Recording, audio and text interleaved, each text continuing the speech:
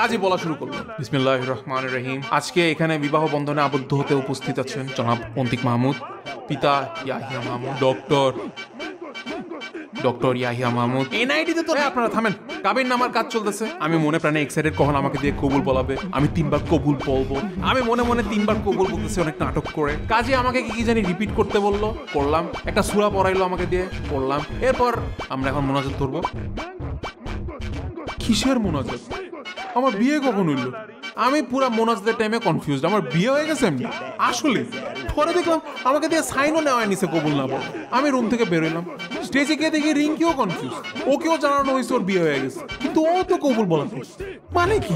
আমার শাশুড়ি সামনে দাঁড়ায় ছিল, আমরা তাকে জিজ্ঞেস করলাম এটার মানে। তখন উনি বললো, শুনো বাবা, তুমি যখন সূরা পড়তেছিলা, ওই সূরাতে যখন তুমি কাবুলিয়াত বলছো, তখনই তোমার কবুল বলা হয়ে গেছে। রিঙ্কি বলল, আর আমার মেয়েদের মনে হয় এটা করা লাগে না। তোমার মামা যখন তোমার কাছে জিজ্ঞেস করছে তুমি অন্তিকের সাথে ওই ডেনমার্ক নিয়ে বিয়ে করতে রাজি আছো কিনা, তুমি তো হ্যাঁ বলছো না, তখনই তোমার বিয়ে হয়ে গেছে।